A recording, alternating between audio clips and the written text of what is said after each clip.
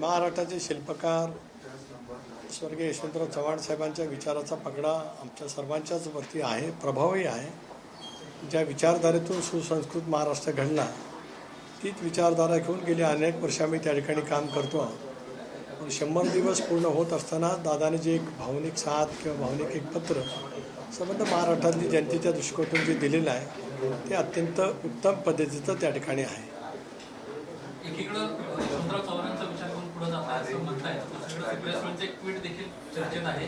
सुप्रिया सुळेंना असं ट्विट केलेलं आहे की यशवंतराव चव्हाणांना आपल्या आत्मचरित्रामध्ये स्पष्ट केलं होतं RSS सोबत आपण कधीही जाणार नाही. RSS ज्या पद्धतीची संघटना आहे आणि त्यांचं जे काम आहे यावरून आपण 4 हातच त्यांच्यापासून लाभ आहोत. एकीकडे सत्तेचं वाक्य व्हायचं आणि दुसरीकडे यशवंतरावांचा विचार घेऊन पुढे जातोय असं म्हणायचं.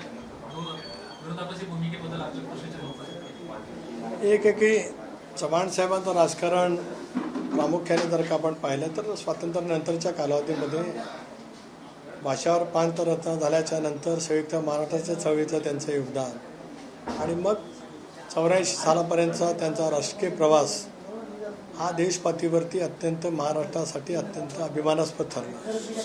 एकमेव असे नेते आहेत की ज्यांनी अर्थमंत्रीपद, संरक्षण मंत्रीपद, गृहमंत्रीपद, परराष्ट्रमंत्रीपद अशा विविध पदाचा कारभार संरक्षण मंत्रिपद अत्यंत सक्षमपणाने स्वीकारलं. एवढंच नव्हे तर 62ला चीनच्या युद्धाच्या वेळेला त्यांना पंडित जवाहरलाल नेहरूंनी दिल्लीला बोलवलं, त्यावेळेला हिमालयाच्या मदतीला सह्याद्री धावला असं वर्णन आजही देशाच्या आणि महाराष्ट्राच्या राजकारणामध्ये त्या ठिकाणी केलं जातं. त्याने जी भूमिका मांडली तो कालखंड एकपक्षीय राजवटीचा होता. त्यानंतर आपण सुद्धा पाहू शकतो की अनेक वेळेला राज्यामध्ये आघाडीच्या सरकारची अपरिहार्यता आली. जो विचार चव्हाण साहेबांनी मांडला तो त्यावेळच्या राजकीय परिस्थितीच्या अनुषंगाने होताच, परंतु त्याच्यानंतर जर का आपण पाहिलं प्रामुख्याने 1989 सालापासून या देशामध्ये आघाडीच्या सरकारची अपरिहार्यता आली. 78च्या आसपास एक आघाडीचं सरकार झालं ज्याच्यामध्ये आदरणीय चव्हाण साहेब या देशाचे उपपंतप्रधान झाले. ज्या वेळेला जनता पक्ष फुटला 20 सदस्याच्याच भूमिकेतून त्यावेळेला ते राजकारण आलं. पण 89 सालापासून जर का आपण पाहिलं तर देशातल्या आघाडीच्या राजकारणामध्ये सुद्धा एकेकाळचा बिगर काँग्रेस पक्ष म्हणून इतर सगळे पक्ष एकत्रित यायचे. नंतर बिगर भाजपा असे पक्ष आज इंडिया आघाडीच्या नावाने एकत्रित येतात. पण याच्यातील अनेक पक्ष ज्यांची राजकीय आयडिओलॉजी पूर्णपणाने भिन्न आहे, विरोधाभासाची आहे, त्या पक्षांनी सुद्धा वेगवेगळ्या राजकीय पक्षांना पाठिंबा दिल्याचं आपण त्या ठिकाणी पाहतो. 89ला सुद्धा अशी 2 सरकार आली. 91ला नरसिंहरावचं सरकार आलं. त्यावेळेला सुद्धा नरसिंहरावच्या सरकारला पाठिंबा देणारे पक्ष मूळ काँग्रेसच्या विचारधाराच्या टोकाच्या विरोधात असलेल्या पक्षांनी सुद्धा काँग्रेस पक्षाला म्हणजे नरसिंहरावांना पाठिंबा त्या ठिकाणी दिला. 99, 96, 98, 99 या 3 कालावधीमध्ये 3 निवडणुका झाल्या. त्यावेळेला वेगवेगळी सरकारं आली. त्यावेळेला सुद्धा अशाच वेगवेगळ्या राजकीय पक्षांनी भिन्न विचारसरणीच्या राजकीय पक्षांनी त्यावेळेला त्या ठिकाणी पाठिंबा दिला. नव्हे तर 78 साली पुलत ज्यावेळेला स्थापन झालं त्यावेळेला सुद्धा अशोक अडवाणीजी, उत्तमरावजी पाटील त्या सरकारमध्ये त्या कालावधीमध्ये सुद्धा होते. म्हणून आज जो काय दावा त्या ठिकाणी केला जातो आहे तो केवळ चव्हाण साहेबांचा विचार पुढे घेऊन जे मत दादाने व्यक्त केलेलं आहे त्याला केवळ तांत्रिक अर्थाने छेद देण्याचा प्रयत्न केला जातो आहे, एवढंच मला या ठिकाणी या निमित्ताने सांगायचं आहे. चव्हाण साहेबांच्या विचारधारेवरतीच आज आम्ही त्या ठिकाणी वर्षानुवर्ष काम करत आलो आणि पुढे त्या ठिकाणी काम करत राहू. भाव स्पष्ट आहे की महाराष्ट्राच्या राजकारणामध्ये सुद्धा आता एकपक्षीय राजवट नाही आहे. महाराष्ट्राच्या राजकारणामध्ये सुद्धा आघाडीच्या राजकारणाची अपरिहार्यता आहे. मग तसं असेल तर मग आम्ही 2019 सालामध्ये कुठल्या विचाराने शिवसेनेबरोबर युती केली त्याचं उत्तर काय? 2019 सालामध्ये शिवसेनेची युती करत असताना कुठला विचार आम्ही सर्वांनी म्हणून त्या कालावधीमध्ये स्वीकारला होता त्याचं सुद्धा उत्तर जर का कोणी दिलं तर मी त्या बाबतीमध्ये समाधान करण्याचा प्रयत्न करेन. म्हणणार होतो की अजितदादांनी कुठेतरी अंगुली निर्देश देखील केलेले आहेत.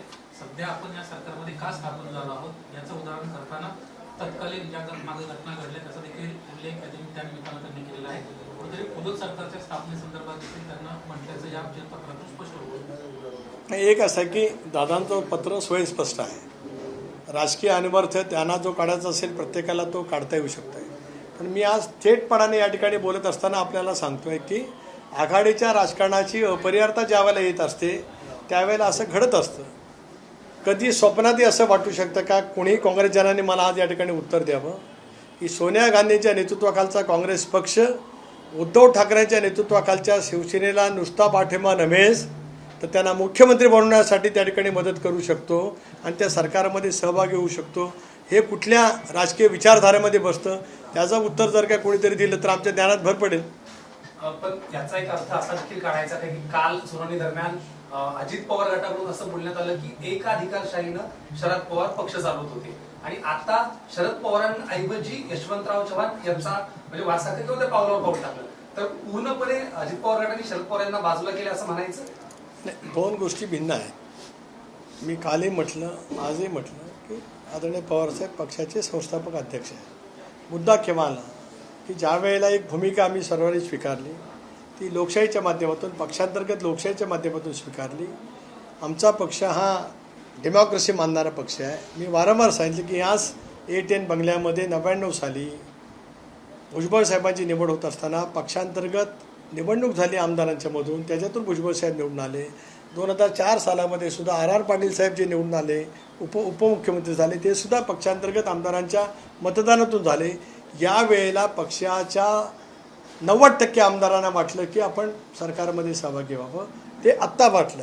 2022ला एकनाथ शिंदेनी ज्या वेळेला वेगळी भूमिका घेतली आणि ज्यावेळेला भारतीय जनता पक्षाचं आणि कोणाचं तरी सरकार सोबतच्या एका मित्र पक्षाचं सरकार येईल अशी राजकीय परिस्थिती ज्यावेळेला निर्माण झाली त्यावेळेला आज शाहू फुले आंबेडकरांच्या नावाने जणू काय तेच जन्माला आलेत राजकीयदृष्ट्या असा दावा करणाऱ्या मंडळींनी सुद्धा भारतीय जनता पक्षाच्या सरकारमध्ये सहभागी होण्यासाठी जे पत्र लिहिलं होतं त्या पत्रावरती त्या सगळ्यांच्या सह्या आहेत.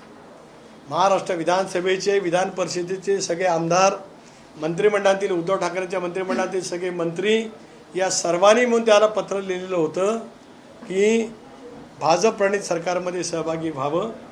त्याला योग्य तो त्याच्यातला निर्णय घेत पक्षाच्या 3 नेत्यांची समितीसुद्धा नेमली गेलेली होती की त्यावेळेला भारतीय जनता पक्षाच्या सरकारमध्ये सहभागी होत असताना त्यांनी भाजपच्या शीर्षस्थ नेतृत्वाची चर्चा करावी. दुसरा भाग मी वारंवार स्पष्ट केला की 2014च्या निवडणुकीमध्ये विधानसभेच्या निवडणुकीच्या नंतरसुद्धा भारतीय जनता पक्षाने पाठिंबा मागितलेला नसताना मी प्रदेशाध्यक्ष म्हणून आणि प्रफुल्ल पटेलांनी राष्ट्रीय अध्यक्ष सरचिटणीस म्हणून त्यावेळेला भारतीय जनता पक्षाच्या सरकारला बाहेरून पाठिंबा दिला. ती वस्तुस्थिती खरी आहे. त्यामुळे आपण जे मला प्रश्न विचारतात त्याची उत्तरं त्याच्यामध्ये दडलेली आहेत आणि म्हणून ज्यांनी कोणी ट्विटच्याद्वारे भावना व्यक्त केली असतील त्यांनी या प्रश्नाच्या बाबतीमध्ये जर काय अधिक माहिती सांगितली तर महाराष्ट्राच्या राजकारणामध्ये चांगला प्रकाश पडेल. 24 ऑक्टोबरला पवार साहेब पुण्यामध्ये सभा घेत आहेत आणि संघर्ष यात्रेला सुरुवात होणार आहे. आतापर्यंत अनेक वेळेला असं झालं की पवार साहेबांची सभा झाली की त्या मतदारसंघामध्ये अजितदादा पवारांचा गट पण सभा घेतो. तर यापुढे असं होणार आहे का? यापुढे अशी सभा घेतली जाणार? एक असं आहे की आम्ही 2 सभा उत्तरदायित्व सभा म्हणून घेतल्या. एक म्हणजे बीडला आणि दुसरी कोल्हापूरला. कारण येवल्याला की आमची सभा झाली नाही. परवा आम्ही कळवणला त्या ठिकाणी गेलो. ते विकासाच्या मुद्द्यावरती पक्ष संघटन मजबूत करण्याच्या दृष्टिकोनातून आम्ही त्या ठिकाणी गेलेलो आहोत. आता हा युवा संघर्ष यात्रा कोणाशी संघर्ष कसला संघर्ष ते आता आपल्याला कळेल. कारण याच युवा संघर्ष ज्यांनी यात्रा काढल्या त्यांनी भाजपच्या सरकारमध्ये सहभागी होण्यासाठी पत्र दिलं सही केलेली होती. नव्हे तर राम शिंदेने त्यांना काही प्रश्न विचारले होते त्याची काही उत्तर अजून महाराष्ट्रातल्या तमाम जनतेला मिळाली तसं काय कुठं दिसत नाही.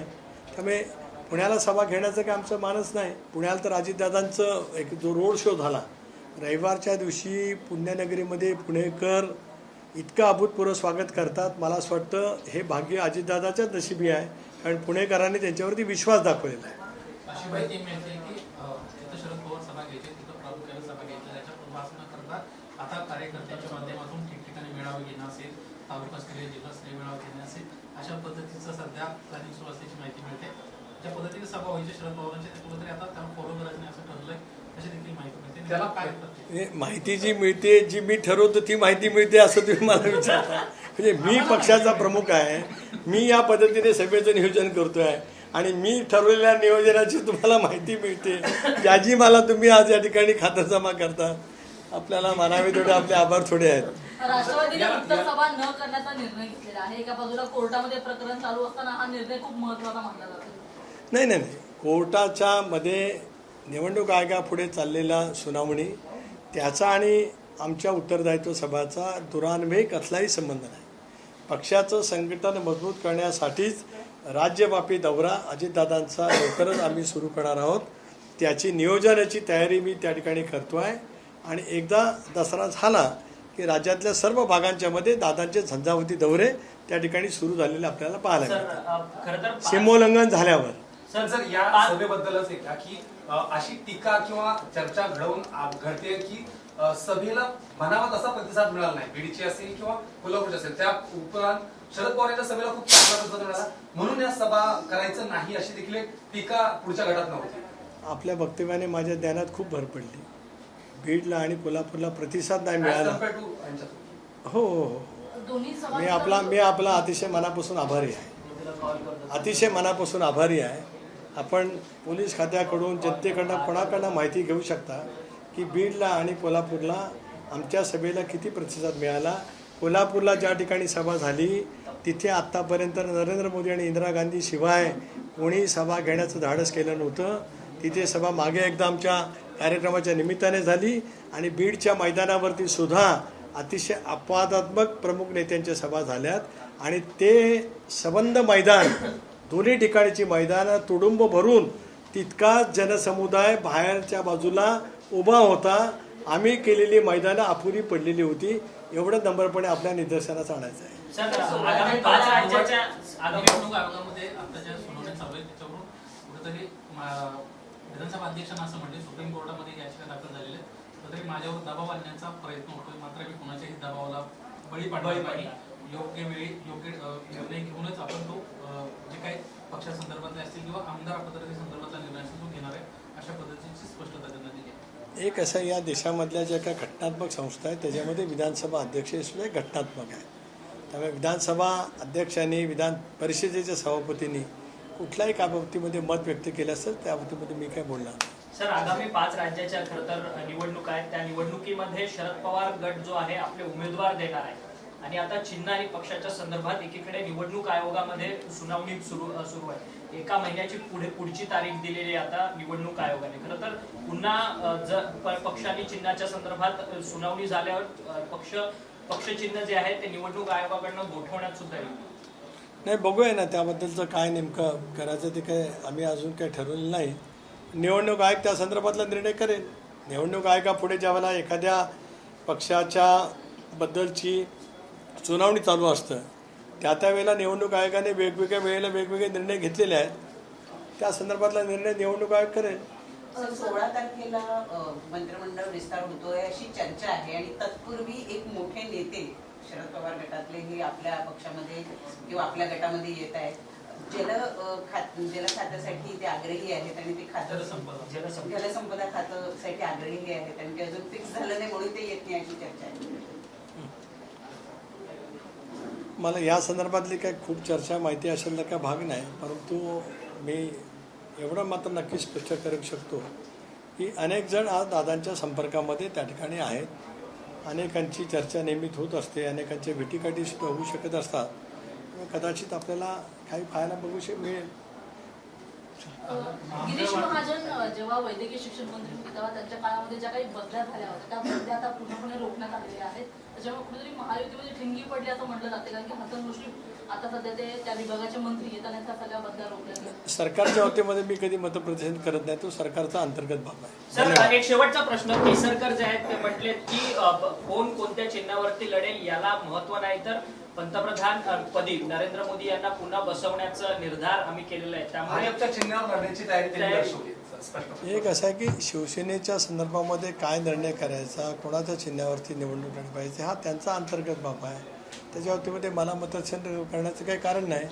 राष्ट्रवादी काँग्रेस पक्ष मात्र ज्या वेळेला लोकसभेच्या निवडणुकीला सामोरं जाईल, विधानसभेच्या निवडणुकीला सामोरं जाईल, त्यावेळेला आम्हाला निवडणूक आयोगाच्या माध्यमातून जे चिन्ह मिळेल असा आम्हाला विश्वास वाटतो आहे, त्या घड्याळाच्या चिन्हावरती आम्ही निवडणुकीला सामोरं जाऊ. धन्यवाद. एबीपी माझा, उघडा डोळे बघा नीट.